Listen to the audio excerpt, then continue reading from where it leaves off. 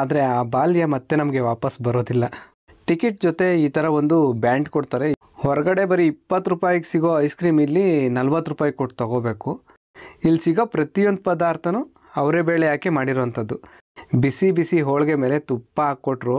ಹೋಳಿಗೆ ತಿಂತ ನನಗನ್ಸಿದ್ದಿಷ್ಟೇ. ಆದರೂ ಜಾತ್ರೆ ಅಂದಮೇಲೆ ಜನ ಇದ್ದೇ ಇರ್ತಾರಲ್ವ, ಜನ ಇದ್ರೇ ಜಾತ್ರೆ. ಇದು ಒಂಥರ ಜಾತ್ರೆ ಥರನೇ. ಎಲ್ರಿಗೂ ನಮಸ್ಕಾರ. ನೋಡಿ, ಕೃಷ್ಣ ಮಾಮ ಗಾಡಿ ಕ್ಲೀನ್ ಮಾಡ್ತಿದ್ದಾನೆ. ನಾವು ರೆಡಿಯಾಗಿ ಹೊರಟಿದ್ದೀವಿ. ಇವತ್ತು ಸಂಡೇ ಅಲ್ವಾ, ಮನೇಲಿ ಕೂತು ಬೇಜಾರಾಗ್ತಿತ್ತು. ಅದಕ್ಕೆ ಹೊರಗಡೆ ಓಡಾಡ್ಕೊಂಡು ಬರೋಣ ಅಂತ ಹೊರಟಿದ್ದೀವಿ.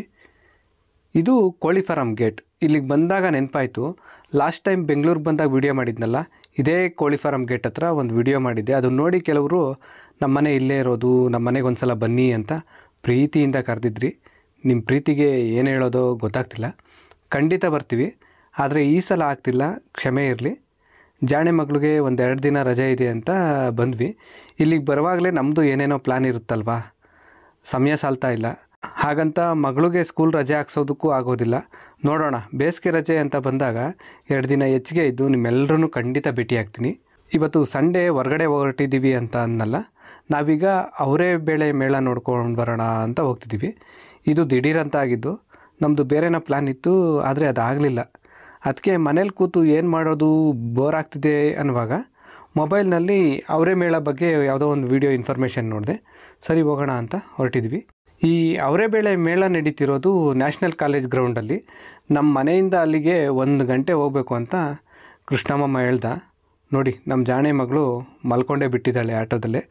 ನಾವು ಚಿಕ್ಕವರಿದ್ದಾಗಲೂ ಹೀಗೇ ಬಸ್ ಹತ್ತಿದ್ರೆ ಮತ್ತೆ ಬಸ್ ಇಳಿಯೋವರೆಗೂ ನಿದ್ದೆ ಹೊಡಿತಾನೇ ಇದ್ವಿ. ಚಿಕ್ಕ ಮಕ್ಕಳು ಜೀವನನೇ ಚೆಂದ ಒಂಥರ.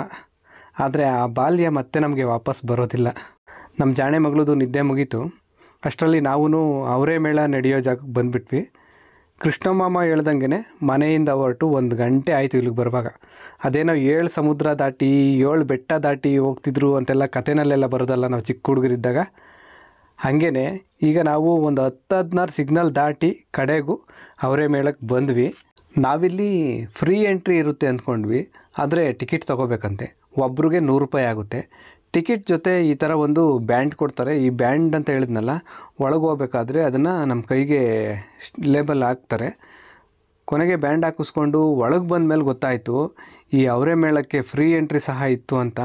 ನಾವು ಇನ್ನೂ ಸ್ವಲ್ಪ ಮುಂದೆ ಹೋಗ್ಬಿಟ್ಟು ನೋಡಿದ್ರೆ ಫ್ರೀಯಾಗೇ ಅವರೇ ಬೇಳೆ ಮೇಳ ನೋಡ್ಬೋದಿತ್ತು. ನಾವೀಗ ದುಡ್ಡು ಕೊಟ್ಟು ಬಂದಿದ್ದೀವಲ್ಲ, ಇದು ವಾಸವಿ ಕಾಂಡಿಮೆಂಟ್ಸ್ ಅವ್ರು ಮಾಡಿರೋ ಸ್ಟಾಲ್ಗಳು ಅಷ್ಟೇ. ಇದು ಎಕ್ಸ್ಪ್ರೆಸ್ ಕೌಂಟರ್ ಅಂತ. ಇಲ್ಲಿ ಜನ ಇದ್ದರೂ ಸಹ ತುಂಬ ಜಂಗುಳಿ ಇರೋದಿಲ್ಲ. ಇದೊಂಥರ ದೇವಸ್ಥಾನದಲ್ಲಿ VIP ದರ್ಶನ ಇರುತ್ತಲ್ಲ, ಆ ಥರ.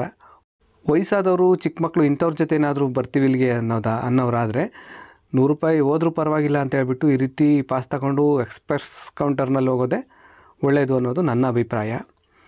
ಆ ಕಡೆ ಫ್ರೀ ಎಂಟ್ರಿ ಇತ್ತು ಅಂತ ಗೊತ್ತಾಗದೆ ದುಡ್ಡು ಕೊಟ್ಟು ಇಲ್ಲಿಗೆ ಬಂದಿದ್ದೀವಿ. ತೊಗೊಂಡಿರೋ ದುಡ್ಡಿಗೆ ಕಾಂಪ್ಲಿಮೆಂಟ್ರಿ ಅಂತ ಏನಾದರೂ ಕೊಡ್ತಾರೇನೋ ಅಂದ್ಕೊಂಡ್ವಿ. ಏನೂ ಇಲ್ಲ. ಈ ಮೇಳ ಗೀಳ ಇವೆಲ್ಲ ಬರೀ ಬಿಸ್ನೆಸ್ ಅಷ್ಟೇ ಅನಿಸ್ತು ನನಗೆ. ಬಿಸಿಲಲ್ಲಿ ಬೇರೆ ಬಂದಿದ್ವಿ. ಇಲ್ಲೊಂದು ಕಡೆ ಐಸ್ ಕ್ರೀಮ್ ಇತ್ತು. ನೋಡೋಣ ಅಂತ ಐಸ್ ಕ್ರೀಮ್ ತಗೊಂಡ್ರೆ ಹೊರಗಡೆ ಬರೀ 20 ರೂಪಾಯಿಗೆ ಸಿಗೋ ಐಸ್ ಕ್ರೀಮ್ ಇಲ್ಲಿ 40 ರೂಪಾಯಿ ಕೊಟ್ಟು ತೊಗೋಬೇಕು.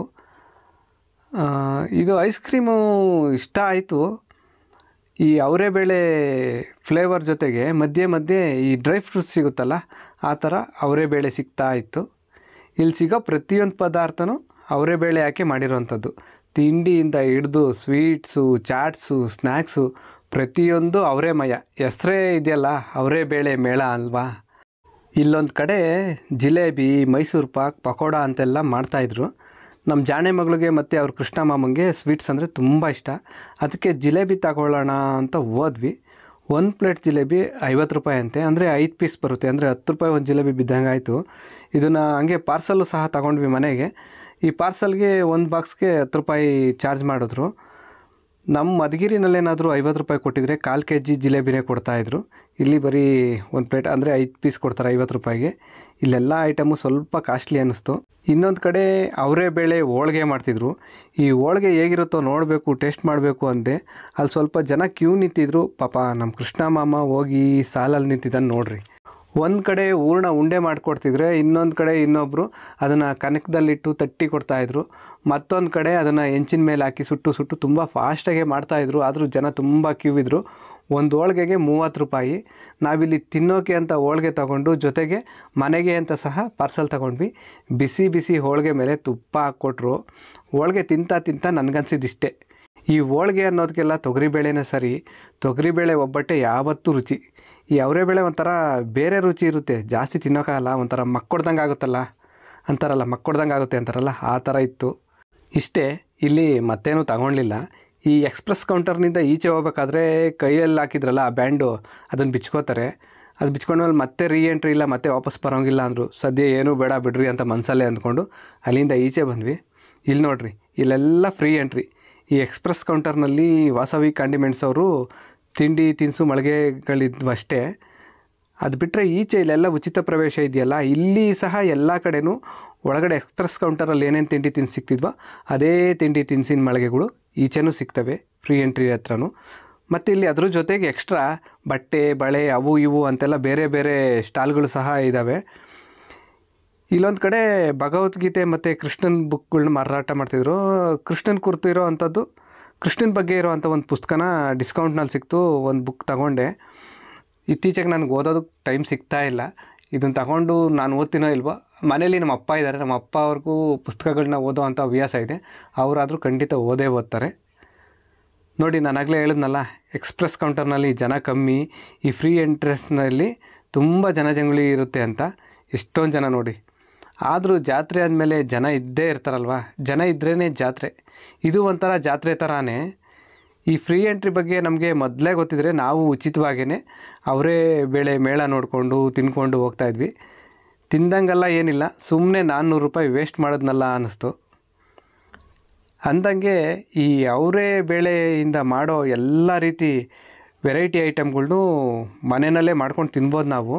ಆದರೆ ಪ್ರತಿದಿನ ಊಟ ತಿಂಡಿ ಇವೆಲ್ಲ ಮನೆಯಲ್ಲೇ ತಿಂದ್ರೂ ಅಪರೂಪಕ್ಕೆ ಅಂತ ಫ್ಯಾಮಿಲಿ ಜೊತೆ ಹೋಟೆಲ್ಗೆ ಹೋಗ್ತೀವಲ್ವ ನಾವು, ಇದು ಹಾಗೇ ಸುಮ್ಮನೆ ಫ್ಯಾಮಿಲಿ ಜೊತೆ ಒಂದು ಪಿಕ್ನಿಕ್ ಥರ ಬಂದು ಅವರೇ ಮೇಳ ನೋಡಿಕೊಂಡು ತಿನ್ಕೊಂಡು ಹೋಗ್ಬೋದು ಅಷ್ಟೇ. ಇವತ್ತಿನ ವ್ಲಾಗ್ ಇಷ್ಟೇ. ಇವತ್ತಿನ ವ್ಲಾಗ್ನ ಇಲ್ಲಿಗೆ ಮುಗಿಸ್ತಿದ್ದೀನಿ. ಮತ್ತೊಂದು ವ್ಲಾಗಲ್ಲಿ ಮತ್ತೆ ಸಿಗೋಣ. ಎಲ್ರಿಗೂ ಒಳ್ಳೆಯದಾಗಲಿ. ಧನ್ಯವಾದ.